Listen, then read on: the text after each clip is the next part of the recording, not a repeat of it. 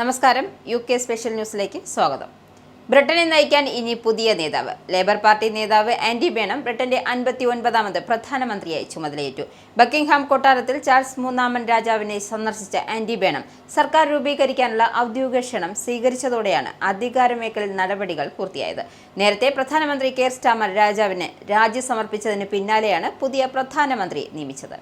Number 10 Downing സ്ട്രീറ്റിലെത്തുന്ന ബേണം പ്രധാനമന്ത്രി എന്ന നിലയിൽ ആദ്യ അഭിസംബോധന നടത്തി. കൂടുതൽ സ്ഥിരതയുള്ളതും ഉത്തരവാദിത്വമുള്ളതുമായ ഭരണവും ജനങ്ങൾക്ക് കൂടുതൽ ആശ്വാസം നൽകുന്ന ബ്രിട്ടൻ ഒരുക്കുകയാണ് പുതിയ സർക്കാരിന്റെ ലക്ഷ്യമെന്നും ബേണം പ്രഖ്യാപിച്ചു. ഇന്നലെ UK സമയം രാവിലെ 11:20 കെയർ സ്റ്റാമർ രാജ്യത്തെ അഭിസംബോധന ചെയ്ത് ഡൗണിംഗ് സ്ട്രീറ്റിന് മുന്നിൽ സംസാരിച്ചത്. തുടർന്ന് ഉടൻ തന്നെ ബക്കിംഗ്ഹാം കൊട്ടാരത്തിലെത്തിയ കെയർ സ്റ്റാമർ രാജാവുമായി 20 മിനിറ്റ് കൂടിക്കാഴ്ച നടത്തി. തുടർന്ന് 12 മണിയോടെ രാജി സ്വീകരിച്ചതായി ബക്കിംഗ്ഹാം കൊട്ടാരം വ്യക്തമാക്കി. തുടർന്ന് ലേബർ പാർട്ടി നേതാവായ ആൻഡി ബേണം ബക്കിംഗ്ഹാം കൊട്ടാരം ചാൾസ് രാജാവുമായുള്ള കൂടിക്കാഴ്ചയ്ക്ക് ക്ഷണിക്കുകയായിരുന്നു. 12:10 രാജാവുമായുള്ള ആൻഡി ബേണത്തിന്റെ കൂടിക്കാഴ്ച ആരംഭിച്ചത്. തുടർന്ന് പുതിയ സർക്കാർ രൂപീകരിക്കാനുള്ള നിർദ്ദേശം നൽകുകയായിരുന്നു. ഇതിനു പിന്നാലെ പ്രധാനമന്ത്രിയുടെ ഔദ്യോഗിക വസതിയായ 10 ഡൗണിംഗ് സ്ട്രീറ്റിന് മുന്നിൽ വെച്ച് അദ്ദേഹം രാജ്യത്തെ അഭിസംബോധന ചെയ്തു. തൊഴിൽ സാമ്പത്തിക മേഖലകളിൽ കാര്യമായ മാറ്റങ്ങൾ വരുത്തുമെന്നും ലേബർ സർക്കാർ ഇതിലും മെച്ചപ്പെട്ട പ്രകടനം കാഴ്ചവെക്കേണ്ടതുണ്ട് എന്നും അദ്ദേഹം തന്റെ കന്നി പ്രസംഗത്തിൽ തുറന്നു പറഞ്ഞു. മാർഗരറ്റ് താച്ചറുടെ ഭരണകാലം മുതൽ രാജ്യം തെറ്റായ ദിശയിലാണ് സഞ്ചരിക്കുന്നതെന്ന നിലപാട് ആവർത്തിച്ച ബേണം പൊതുസേവന മേഖലകളെ കൂടുതൽ സർക്കാരിന്റെ നിയന്ത്രണത്തിലാക്കുമെന്നും വ്യാവസായിക വളർച്ചയ്ക്കായി 10 വർഷത്തെ സമഗ്ര പദ്ധതി ഉടൻ പ്രഖ്യാപിക്കുമെന്നും വ്യക്തമാക്കി. കടുത്ത സാമ്പത്തിക ഞെരുക്കം നേരിടുന്ന ജനങ്ങൾക്ക് ആശ്വാസമേകുന്ന പ്രഖ്യാപനങ്ങളും പദ്ധതിക്കുള്ള തുക എവിടെ നിന്ന് കണ്ടെത്തുമെന്ന വിവരങ്ങളും വരും ദിവസങ്ങൾ പുറത്തുവിടുമെന്നും അദ്ദേഹം ഉറപ്പു നൽകി. തെരുവിൽ അനാഥരായി ഉറങ്ങേണ്ടി വരുന്ന സാഹചര്യം അവസാനിപ്പിക്കാനായിരിക്കും തന്റെ സർക്കാർ ആദ്യ പരിഗണന നൽകുക.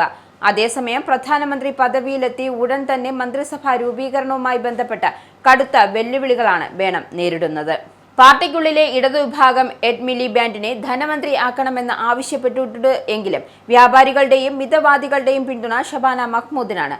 Angela Rayner, Wes Streeting, Yvette Cooper തുടങ്ങിയ പ്രമുഖ നേതാക്കളുടെ വകുപ്പുകളുടെ കാര്യത്തിലും തീരുമാനമാകേണ്ടതുണ്ട്. സോഷ്യൽ കെയർ മേഖലയ്ക്ക് ആവശ്യമായ ധനം സമാഹരിക്കുന്നതിനായി മധ്യവർത്തി കുടുംബങ്ങൾക്കുമേൽ പുതിയ ഡെത്ത് ടാക്സ് ഏർപ്പെടുത്താൻ തയ്യാറാണെന്ന സൂചനയാണ് പ്രധാനമന്ത്രിയായി അധികാരമേറ്റ് കേവലം ഏതാനും മണിക്കൂറുകൾക്ക് മാത്രം കഴിഞ്ഞപ്പോൾ പുതിയ പ്രധാനമന്ത്രി ആൻഡി ബേണം നൽകുന്നത്. ആകെ താറുമാറായ സോഷ്യൽ കെയർ മേഖലയെ ശരിയായ രീതിയിലാക്കുന്നതിനായി വോട്ടർമാർക്കിടയിൽ തന്റെ ജനപ്രീതി ഇടിഞ്ഞാലും താൻ ആവശ്യമായ നടപടികൾ എടുക്കുമെന്നാണ് അദ്ദേഹം വ്യക്തമാക്കിയത്. തന്റെ പ്രധാന ശ്രദ്ധ ഈ മേഖലയിലായിരിക്കുമെന്നും അദ്ദേഹം കൂട്ടിച്ചേർത്തു. 2010 ഗോർഡോൺ ബ്രൗണിന്റെ മന്ത്രിസഭയിൽ ഹെൽത്ത് സെക്രട്ടറി ആയിരുന്നപ്പോൾ നാഷണൽ കെയർ സർവീസിനായി 3.6 ബില്യൺ പൗണ്ട് ശേഖരിക്കാനുള്ള പദ്ധതി താൻ നടപ്പിലാക്കിയതായി അദ്ദേഹം ഓർമ്മിപ്പിച്ചു. ആസ്തികൾക്ക് മേൽ 10% നികുതി ചുമത്തിയിരുന്ന ഈ ധനസമാഹരണം നടത്തിയത് പിന്നീട് അധികാരത്തിലെത്തിയ കൺസർവേറ്റീവ് സർക്കാർ ഈ പദ്ധതിയെ ഡെത്ത് ടാക്സ് എന്ന് ആക്ഷേപിക്കുകയും അതെടുത്തു കളയുകയും ചെയ്തു. തന്റെ തലമുറയിലെ രാഷ്ട്രീയ നേതാക്കളുടെ പിടിപ്പുകേടാണ് സോഷ്യൽ കെയർ സംവിധാനം താറുമാറാകാൻ കാരണമെന്നും നമ്പർ 10 എത്തിയ അദ്ദേഹം വ്യക്തമാക്കി. അധികാരത്തിൽ ഇരുന്നു കൊണ്ട് മറ്റുള്ളവർ വരുത്തിവെച്ച തെറ്റുകൾ താൻ ആവർത്തിക്കുകയില്ലെന്നും അത്തരം തെറ്റുകൾ മൂലം നിരവധി സാധാരണക്കാർക്ക് ദുരിതങ്ങൾ അനുഭവിക്കേണ്ടി വന്നതായും അദ്ദേഹം കൂട്ടിച്ചേർത്തു. NHS പോലെ സൗജന്യമായി ലഭിക്കുന്ന സേവനമല്ല സോഷ്യൽ കെയർ. മാത്രമല്ല, പ്രതിവർഷം 23,250 പൗണ്ടിലധികം വരുമാനമുള്ളവർക്ക് സോഷ്യൽ കെയറിനായി പ്രാദേശിക കൗൺസിലുകളുടെ സഹായം തേടാൻ കഴിയില്ല. സോഷ്യൽ കെയറിന്റെ ചെലവ് വർദ്ധിച്ച് പലർക്കും അതിനായി സ്വന്തം വീടുകൾ വിൽക്കേണ്ട സാഹചര്യം വരെ ഉണ്ടായിട്ടുമുണ്ട്. പ്രധാനമന്ത്രിയായ ശേഷം ആൻഡി ബേണം ആദ്യം നൽകിയ ഉറപ്പ് ഇംഗ്ലണ്ടിലെ ആളുകൾ വഴിയോരത്തും മറ്റു പൊതുയിടങ്ങളിലും ഉറങ്ങുന്ന സാഹചര്യം ഇല്ലാതെയാക്കും എന്നാണ്. ഗ്രേറ്റർ മാഞ്ചസ്റ്റർ മേയർ ആയിരിക്കുമ്പോൾ കൊണ്ടുവന്ന ഭവനരഹിതർക്കുള്ള പദ്ധതികൾക്ക് സമാനമായ പദ്ധതികൾ ആവിഷ്കരിക്കുന്നതിനായി അടുത്ത 3 വർഷക്കാലത്തിനുള്ളിൽ 340 മില്യൺ പൗണ്ട് ചെലവ് വരുന്ന പദ്ധതിയും അദ്ദേഹം പ്രഖ്യാപിച്ചു. എത്രയും പെട്ടെന്ന് ഈ പദ്ധതി നടപ്പിലാക്കുമെന്നും ഡൗണിംഗ് സ്ട്രീറ്റിൽ മാധ്യമങ്ങളോട് സംസാരിക്കവേ അദ്ദേഹം പറഞ്ഞു. ഭവനരഹിതർക്കായി ശബ്ദമുയർത്തുന്ന സംഘടനകൾ ഈ പ്രഖ്യാപനത്തെ സ്വാഗതം ചെയ്ത് രംഗത്തെത്തിയിട്ടുണ്ട്. പണവും രാഷ്ട്രീയ ഇച്ഛാശക്തിയുമുണ്ടെങ്കിലും ഇത് നടപ്പിലാക്കാൻ കഴിയുമെന്നും അവർ പറഞ്ഞു. എന്നാൽ സംശയദൃഷ്ടിയോടെയാണ് പ്രധാനമന്ത്രിയുടെ വിമർശകർ ഈ പ്രഖ്യാപനത്തെ കാണുന്നത്. മാഞ്ചസ്റ്ററിൽ ഇത്തരമൊരു പദ്ധതി നടപ്പിലാക്കിയിട്ടും നഗരത്തിലെ തെരുവുകളിൽ ഉറങ്ങേണ്ടി വരുന്നവരുടെ എണ്ണം കഴിഞ്ഞ 4 വർഷത്തിനിടയിൽ വർദ്ധിക്കുകയായിരുന്നുവെന്നും അവർ ചൂണ്ടിക്കാട്ടി.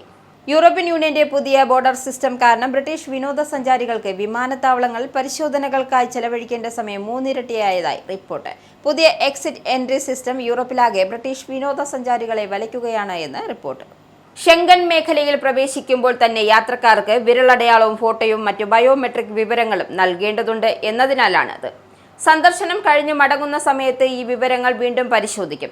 ഒട്ടുമിക്ക ബ്രിട്ടീഷുകാർക്കും വിദേശ വിമാനത്താവളങ്ങൾ ഈ പ്രക്രിയയ്ക്ക് വിധേയരാകേണ്ടതായി വരുന്നു. ഒരിക്കൽ രേഖപ്പെടുത്തുന്ന വിവരങ്ങൾ 3 വർഷം വരെ സാധുതയുണ്ടായിരിക്കും. വേനലിന്റെ മൂർധന്യതയിൽ ബോർഡർ പരിശോധനയ്ക്കായുള്ള ക്യൂ 6 മണിക്കൂർ വരെ നീണ്ടേക്കാമെന്നാണ് ഇന്റർനാഷണൽ എയർ ട്രാൻസ്പോർട്ട് അസോസിയേഷൻ നൽകുന്ന മുന്നറിയിപ്പ്.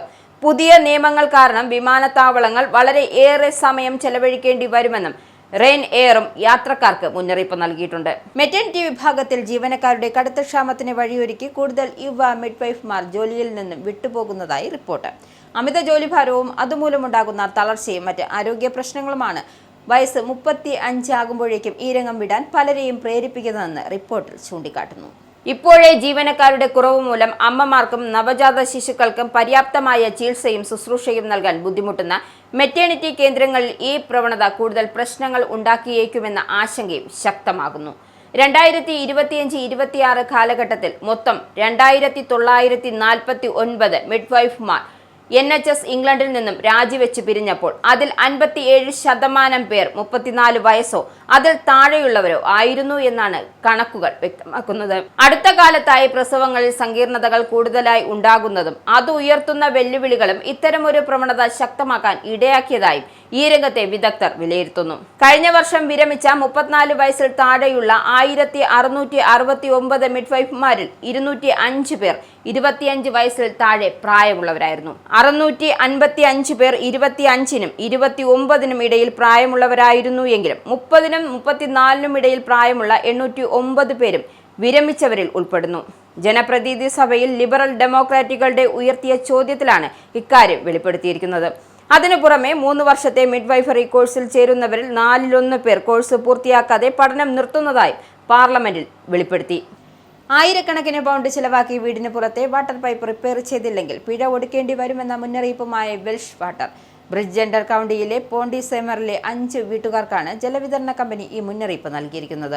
അവരുടെ വീടുകളിലേക്ക് ജലവിതരണം നടത്തുന്ന ഷെയർഡ് പൈപ്പിൽ ചോർച്ചയുണ്ടായതിനെ തുടർന്നാണ് ഈ മുന്നറിയിപ്പ് നൽകിയിരിക്കുന്നത്. ഏകദേശം 7000 പൗണ്ടിലധികം ഇതിനായി ചെലവഴിക്കേണ്ടി വരും എന്നാണ് കണക്കാക്കുന്നത്. എന്നാൽ തങ്ങൾക്ക് പൈപ്പിനുമേൽ ഉടമസ്ഥാവകാശമില്ല എന്നും അത് പരിപാലിക്കേണ്ട ചുമതലയില്ലെന്നുമാണ് വെൽഷ് വാട്ടർ വക്താവ് വ്യക്തമാക്കുന്നത്. അതുകൊണ്ട് തന്നെ വീട്ടുടമസ്ഥർക്കാണ് അത് നന്നാക്കാനുള്ള ബാധ്യതയെന്നും വക്താവ് ചൂണ്ടിക്കാട്ടി. അതിനായി അവർക്ക് 11 ദിവസത്തെ സമയം നൽകിയിട്ടുണ്ട് എന്നും വെൽഷ് വാട്ടർ വ്യക്തമാക്കി. വെള്ളം പാഴാക്കുമെന്നതിനാൽ കേടായ പൈപ്പ് നിർബന്ധമായും റിപ്പയർ ചെയ്യണമെന്നും കമ്പനി പറയുന്നു. ഇല്ലെങ്കിൽ 1991 വാട്ടർ ഇൻഡസ്ട്രി ആക്ടിലെ സെക്ഷൻ 75 അനുസരിച്ച് നോട്ടീസ് അയക്കേണ്ടതായി വരുമെന്നും ജലവിതരണ കമ്പനി വ്യക്തമാക്കി. നിലവിലെ കേടായ പൈപ്പിന് സമാന്തരമായി മറ്റൊരു പൈപ്പ് ലൈൻ ഇടാമെന്ന് വെൽഷ് വാട്ടർ പറയുന്നു എന്നാണ് പ്രദേശവാസികൾ വ്യക്തമാക്കിയത്. എന്നാൽ അതിനുള്ള ചെലവ് തങ്ങൾ വഹിക്കണമെന്നാണ് അവർ പറയുന്നത്. 1 മീറ്റർ പൈപ്പ് ലൈൻ ഇടാൻ 1000 പൗണ്ടിലേറെ ചെലവ് വരുമെന്നാണ് വെൽഷ് വാട്ടർ വ്യക്തമാക്കുന്നത്. വിദേശയാത്രയ്ക്കിടെ പ്രാദേശികമായി ലഭിക്കുന്ന മദ്യം ഉപയോഗിക്കുമ്പോൾ അതീവ ജാഗ്രത പാലിക്കണമെന്ന് UK സർക്കാർ. ലവോസിയിൽ മെത്തനോൾ കലർന്ന മദ്യം കഴിച്ചതിനെ തുടർന്ന് 6 വിദേശ വിനോദസഞ്ചാരികൾ മരിച്ച സംഭവത്തിൽ അന്വേഷണം തുടരുന്നതിനിടെയാണ് മുന്നറിയിപ്പ്.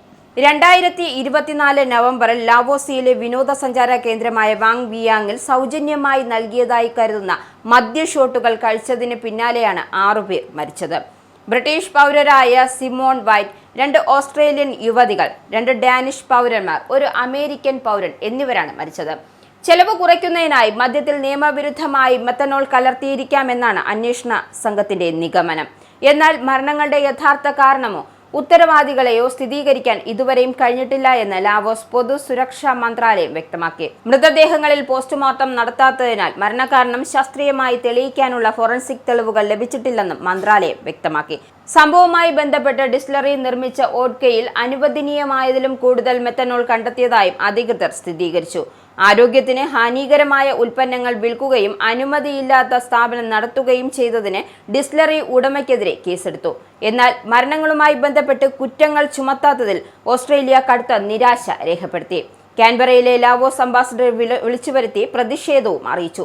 സംഭവത്തിന് പിന്നാലെ വിദേശയാത്ര നടത്തുന്ന പൗരന്മാർക്കുള്ള യാത്രാ നിർദ്ദേശങ്ങൾ UK സർക്കാർ പുതുക്കി നൽകി.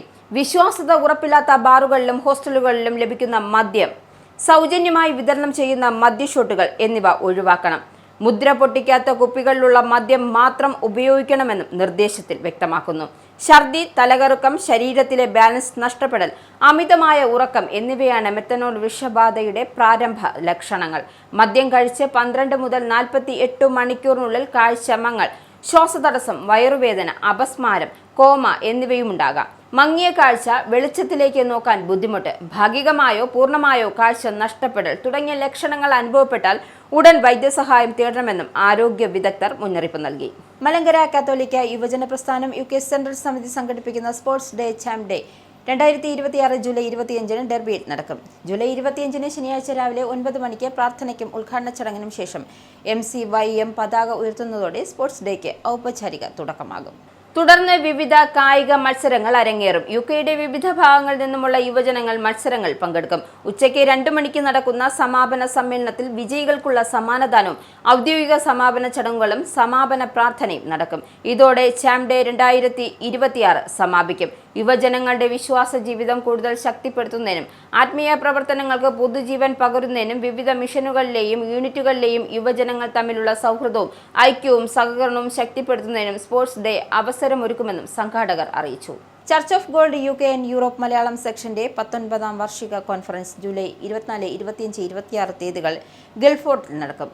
ഇമാനുവൽ ചർച്ച് ഓഫ് ഗോൾഡ് ഡോൾബർട്ട് സഭയുടെ നേതൃത്വത്തിലാണ് സമ്മേളനം ക്രമീകരിച്ചിരിക്കുന്നത്. ഒരുക്കപ്പെട്ട മണവാട്ടി എന്നതാണ് ഈ വർഷത്തെ കോൺഫറൻസിന്റെ മുഖ്യ വിഷയം.